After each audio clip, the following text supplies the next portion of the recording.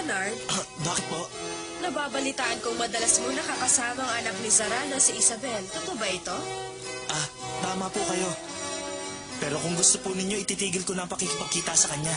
Aba hindi, Leonard. Nagkakamali ka. Hindi ganyan ang ibig ko sabihin. Makinig ka, Leonard. Nag-usap na kami ng iyong ina at sa aming palagay. Paumanhin po. Paumanhin po, ama kong hari. Ngunit na ipangako ko kay Alex na kami ay mangangabayo ngayon. Marahil nag-aantay siya sa akin.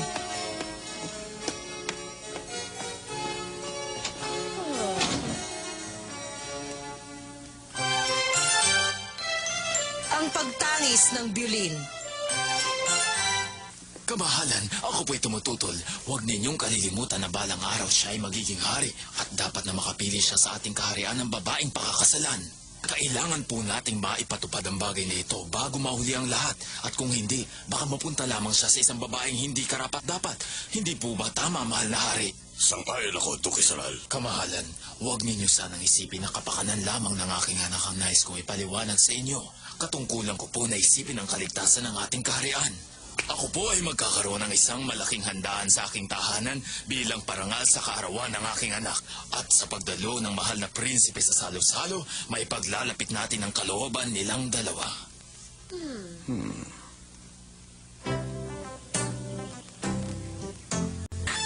O yan, tapos na.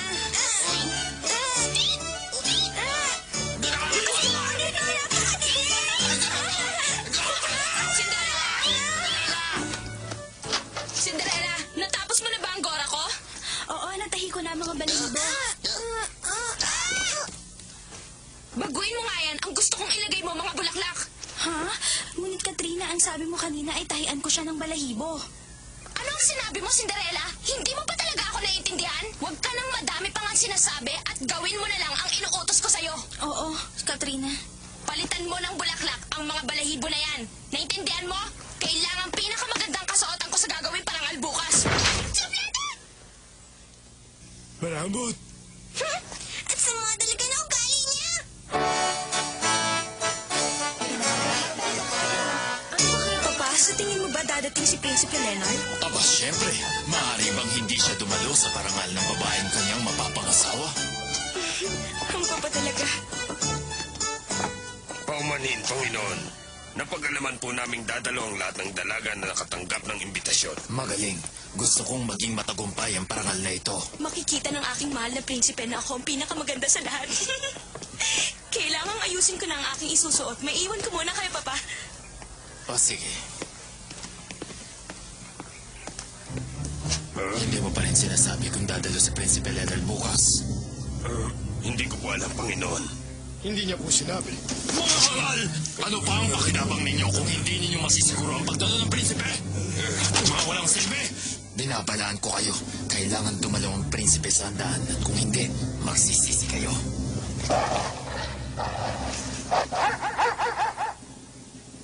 Masusunod po!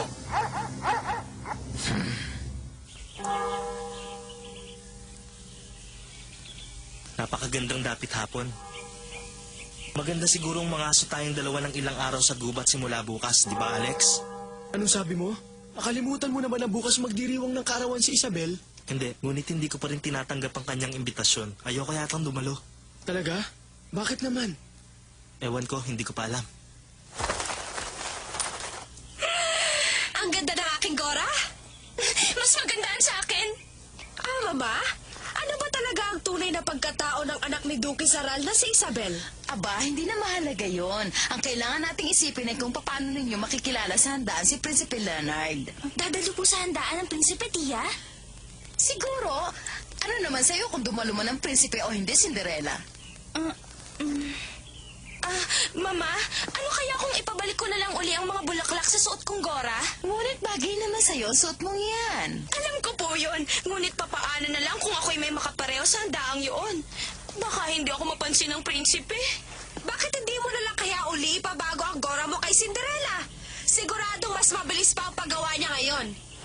Talagang hindi ako mapakali sa suot kong ito. Siguradong maraming may suot na gorang tulad nito. Anong gagawin ko ngayon? Wala na tayong oras para dyan. Kailangan na nating umalis. Ngunit sandali lang, Mama. Cinderella, gusto mo bang sumama sa amin sa parangal? Bakit Sumama ka na sa amin hanggang sa bahay ni Isabel.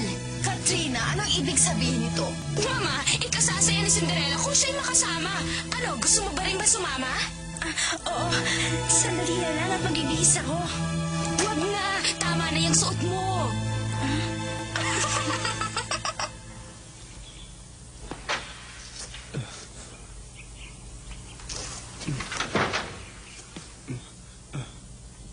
Alex, halika rito.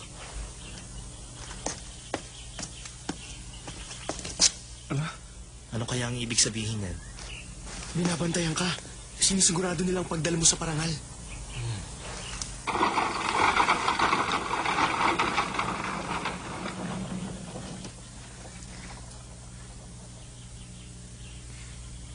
Mama, kinakabahan po ako. Ako rin po. Tayo na, papasok na tayo. Cinderella, hintayin mo na lamang kami rito sa labas. Kinakailangan ihanda mo ang iyong mga gamit panahis sakala ipabago muli na aking kapatid ang disenyo ng kanyang gora. Siguro naman, Cinderella, alam mo na ngayon kung bakit ka namin isinama dito. Cinderella, alagaan mo mabuti si Misha. Opo, tiya.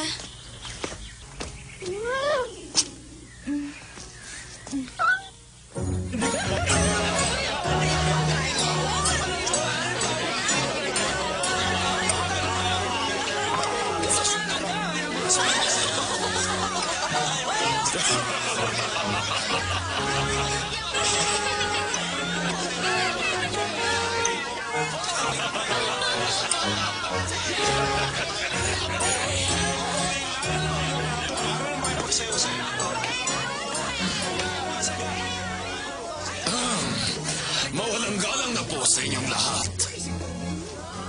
May sasabihin si Duque Saral. Pakinggan natin si Duque Saral.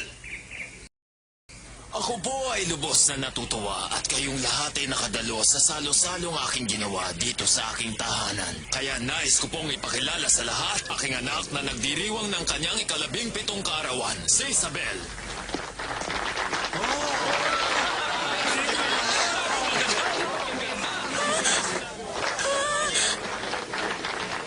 Katrina, tingnan mo ang gora niya. Baka sabihin ginaya mo, palitan mo ako sa'yo, bilis. Oo, ngayon din. Sinabi ko na nga ba? Ano ka ba, Cinderella? Dalian mo. Oo, dalian mo.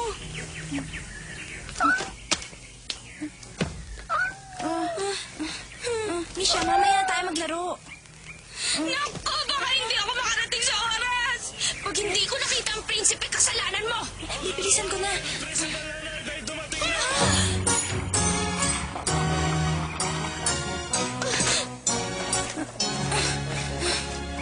Dumating na ang mahal na prinsipe. Sigurado ka? Hindi mo ba nakikitang yan ang kanyang karwahe?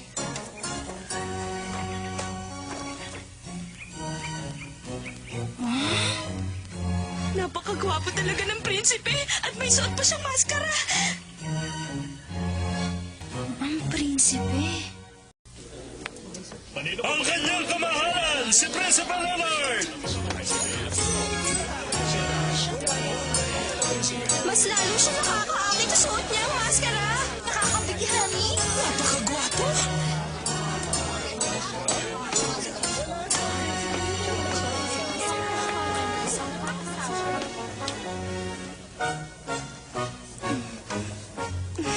Tanggapin mo ang mga bulaklak na ito bilang pagbati ko sa iyong kaarawan.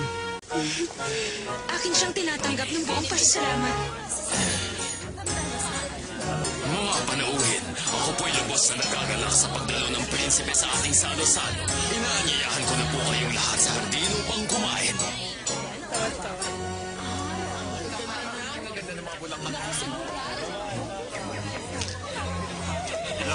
Bakit may suot na maskara ang prinsipe? Hindi ko po alam. Saka, akala ko ba'y nakamaskara ang mga panauhin mo sa handaang ito? Paumanhin po, ngunit mali ang inyong pag-aakala. Ganun ba? Hindi na bale. Ang mahal ko, prinsipe! Hindi siya tumitingin.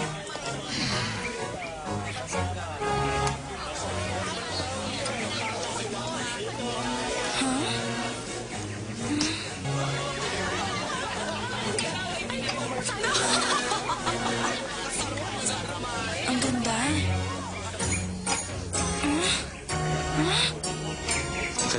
ba dyan, Bini-Bini? Ha? Ang sabi ko, kanina ka pa ba dyan? O kumain ka muna para hindi ka magutom. Sige. Maraming salamat. Anong ginagawa niyo rito? Cinderella, gusto lang naming malaman kung ano ang nangyari sa'yo.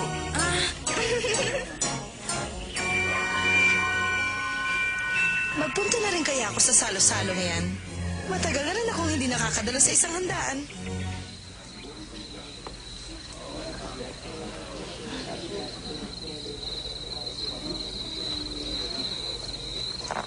Nakakainip naman. Wala na ba tayong ibang magawa? Tingnan mo ang mga tala sa langit. Huh?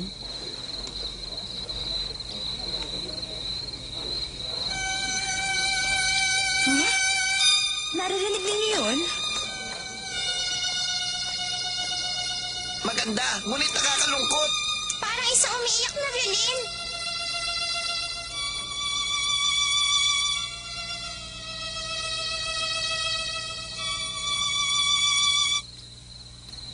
Nandiyan ka pala. Paumanhin, ngunit magaling ka pala sa pagtugtog ng violin. Oo, tutugtog ako sa handaan. Ang pangalan ko pala ay Nicolas. Ako naman si Cinderella. Maaari ba tumugtog kang muli?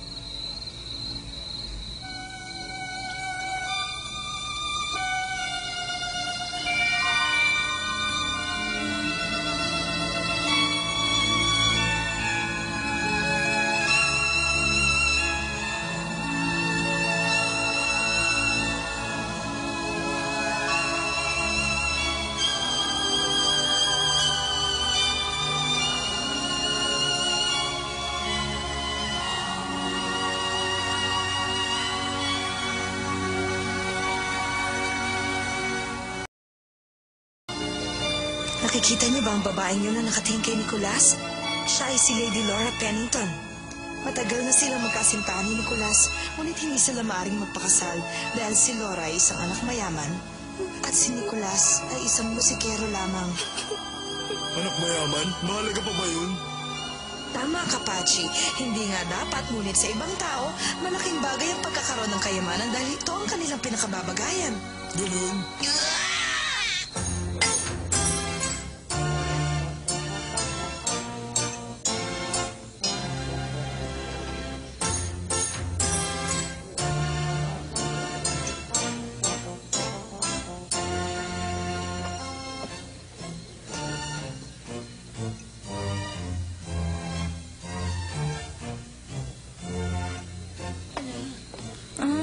Ganun pala. Marahil ito ang dahilan kung bakit malungkot ang himig ng kanyang violin. Matagal na nga sila magkasintahan, kaya dapat silang dalawa ay magpakasal. Ngunit wala tayong magagawa. Siguradong hindi papayag ang mga magulang ni Laura. Nakakaawa naman sila. Ngunit paano niyo nalaman ang mga bagay nito tungkol sa kanilang dalawa? Paano niyo kaya nalaman yun? Dapat ninyong malaman na masama. Kamusta? Ikaw pala, Leonard. Magandang gabi. Bakit ka nandito? Kumbidado ka rin ba? Aba, hindi. Nabalitaan ko lang kasi na magkakaroon ng handaan dito, kaya napadaan lang ako. Ganon ba? Pero nakakatamad palang manood lamang ng handaan. Tingnan mo, Leonard. Ayun ang prinsipe. Ang prinsipe? Kanina pa nga niya kasayaw ang babaeng yan. Ano naman kaya ang gustong palabasin ng Alex na yan? Ha? Wala. Sa tingin mo, magkakatuluyan na silang dalawa? Hindi maaari. Hindi. Ang ibig ko sabihin ay, mayaman man o mahirap, magpapakasal lamang ang prinsipe kung makikilala niya ang babaeng kanyang pinakamamahal.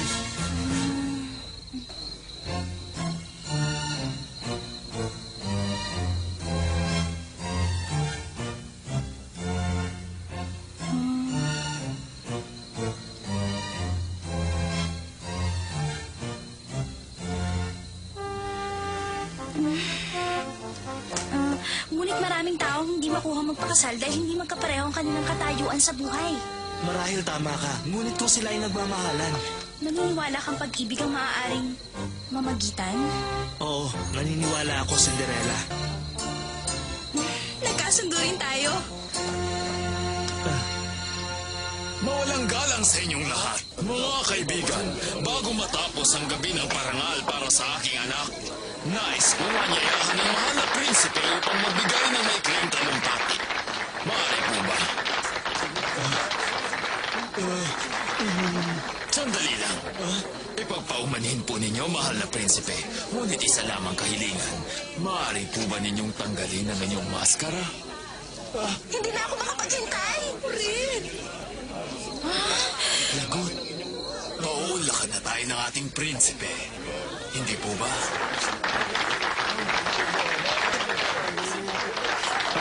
Oo, maaari yun. Nais ka na makilala ng iyong mga kaibigan.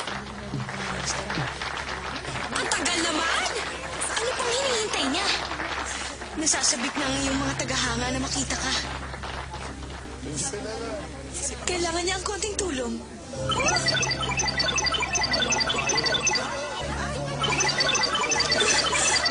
Ano nangyayari? Nawala ang mga ilaw! Takot ako sa dilim. Ano nangyari? Bakit dumilim? Oo nga, mabuti na lang. Alex, si Leonard to. Bilisan mo, kailangan magpalit na tayo ng damit ngayon din. Leonard! Oo, sige. Dito, sundan mo ako.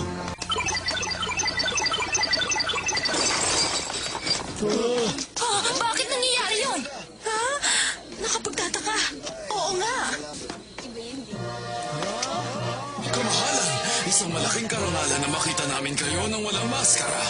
At sa akin man kamahalan. Ha? Tinanggal na niya. Ang prinsipe. Gusto ko rin makita ang mukha niya. Huh? Saan napunta si Leonard? Leonard? Kamahalan, nais ko po kayo muling pasalamatan sa inyong pagdalo sa gabing ito at sigurado akong sumasangayon din si Isabel.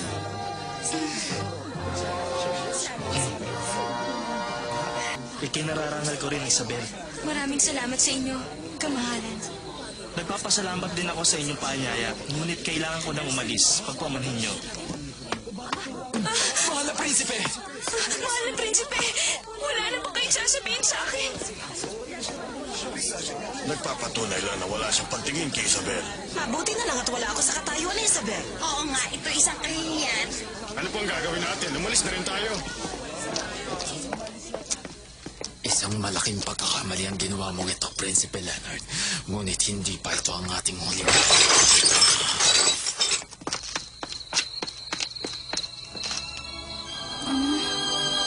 Bakit umalis si Leonard na hindi man lang nagpapaalam? Nakakapagtaka. Huh?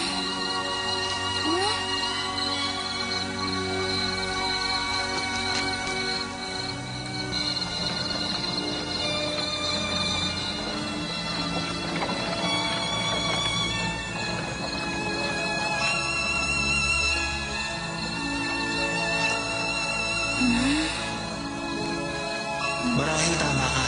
Ngunit kung tunay silang nagmamahalan, Huwag kayong mag-alala.